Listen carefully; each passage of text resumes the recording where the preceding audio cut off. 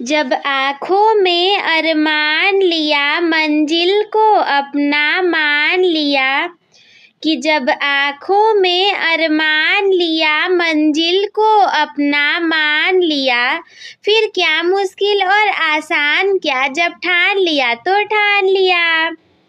Hello मेरे प्यारे छोटे भाइयों बहनों, मैं आपकी दीदी कोमल स्वागत करती हूँ आप सभी का हमारे आज के इस वीडियो में। आज मैं आप लोग के लिए लेकर के आई हूँ तीसरा वाला सीरीज, यानी कि आज आप लोग को सॉल्यूशन का तीसरा वाला पार्ट मिल जाएगा। पहले दूसरे पार्ट भी अगर आप लोगों ने नहीं देखे होंगे तो भी आपको ये समझ में आ जाएगा, लेकिन फिर भी श्योर रहिए कि आप पहले दूसरे को भी देख लीजिए, क्योंकि इससे आप ही का फायदा है। जो ऑफिशियल रिलीज्ड मॉडल पेपर है उसका पूरा सॉल्यूशन आपको मिल जाएगा। आज हम देखेंगे उपखंड तीसरे वाले को, जो कि रिलेटेड होगा आपके बायोलॉजी से। प्रश्न संख्या 14 से 20 तक के MCQ होंगे। यदि लार एमाइलेज की कमी हो जाए तब मुख गुहा में कौन सी घटना प्रभावित होगी। अगर बताओ लार एमाइलेज की कमी हो जाएगी तो मुख गुहा में कौन सी घटना प्रभावित हो जाएगी।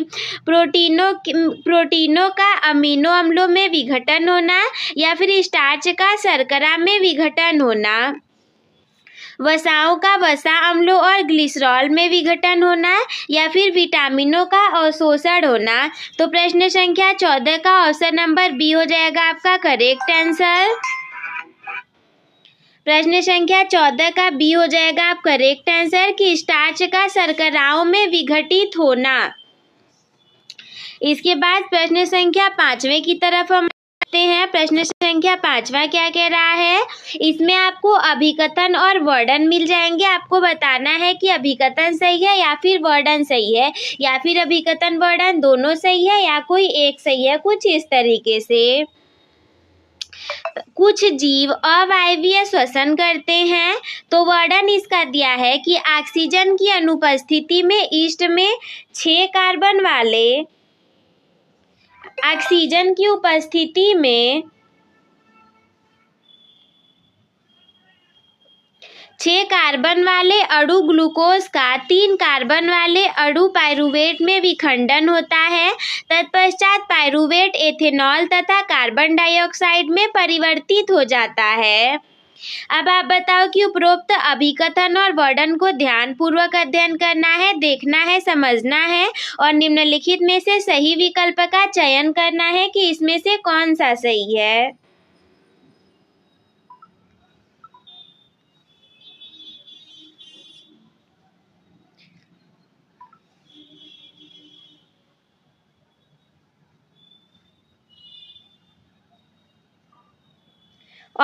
ऑप्शन नंबर ए है अभिकथन एक सही है और 2 वर्णन उसकी सही व्याख्या करता है।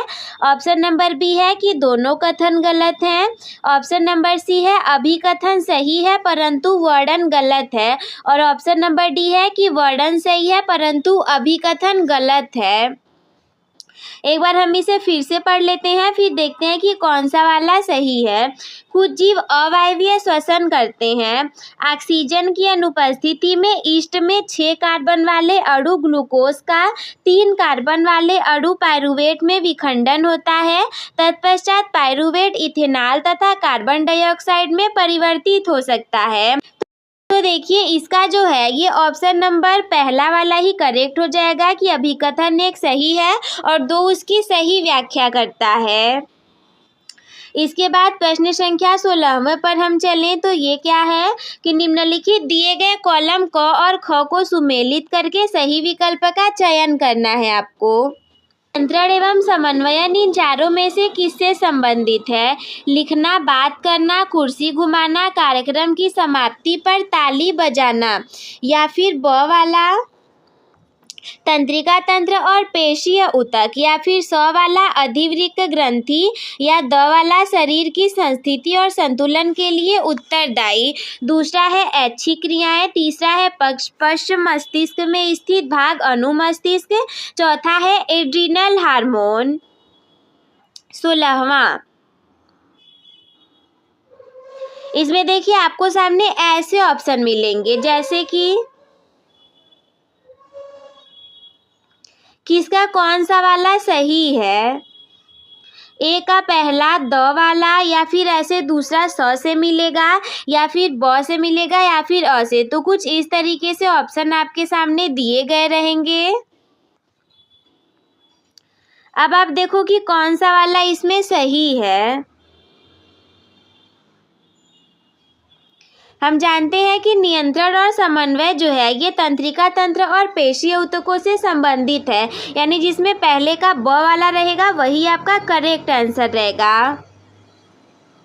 तो देखो इसमें से कौन सा है, पहले का ब वाला यहाँ पे है, यहाँ पे है। अभी हम क्या करते हैं, दूसरे का देखते हैं। दूसरा है ऐच्छिक क्रियाएं। तो ऐच्छिक क्रियाएं संबंधित है आपके लिखना, बात करना, कुर्सी घुमाना, कार्यक्रम की समाप्ति पर ताली बजाना। और तीसरा हम मिलाते हैं पश्च मस्तिष्क में स्थित भाग अनुमस्तिष्क। तो तीसरा संबंधित होगा द से, शरीर की संस्थिति और संतुलन के लिए उत्तरदायी। अब हम देखते हैं कि इसका कौन सा वाला ऑप्शन आपका राइट आंसर हो जाएगा। देखो तो इसमें पहले का अ में द वाला नहीं, ये हो जाएगा आपका बी वाला करेक्ट आंसर। पहले का ब था, दूसरे का अ, तीसरे का द और चौथे का स, यानी कि बी वाला आपका करेक्ट आंसर हो जाएगा। आप इसको मिला करके भी देख लेना। क्वेश्चन नंबर 17 की तरफ हम आगे बढ़ें। तो क्वेश्चन नंबर 17 में आपके पास एक डायग्राम है कि निम्नलिखित चित्रों में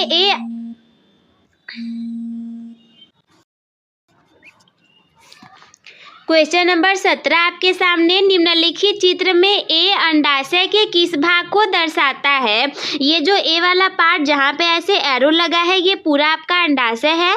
तो ये अंडाशय के कौन से भाग को दर्शाता है। इसके लिए आपके सामने 4 ऑप्शन है, बीजांड को, मादा युग्मक को, वर्तिका को, या फिर वर्तिकाग्र को। तो हम जानते हैं सबसे ऊपर वाला हमारा वर्तिकाग्र होता है। तो जो ए था एरो वाला वो इसी वर्तिकाग्र को दर्शा रहा था। इसके बाद हम पहुंचेंगे क्वेश्चन नंबर 18 की तरफ 17 के बाद। तो क्वेश्चन नंबर 18 क्या कह रहा है कि यदि मटर के गोल और हरे रंग के बीज वाले पौधे और झुर्रीदार तथा पीले रंग के बीज वाले पौधे में संकरण कराया जाए तो F1 के बीज कैसे होंगे। गोल और पीले होंगे, झुर्रीदार और हरे होंगे, गोल और हरे होंगे, या फिर झुर्रीदार और पीले होंगे। तो देखिए जब आप मटर के गोल और हरे रंग के बीज वाले पौधे को झुर्रीदार और पीले रंग के बीज वाले पौधे के बीच संकरण कराएंगे तो मेंडल वाले में हमने देखा था कि हमें गोल और पीले रंग के बीज प्राप्त हो रहे थे, यानी कि ऑप्शन नंबर ए वाला आपका करेक्ट आंसर हो जाएगा।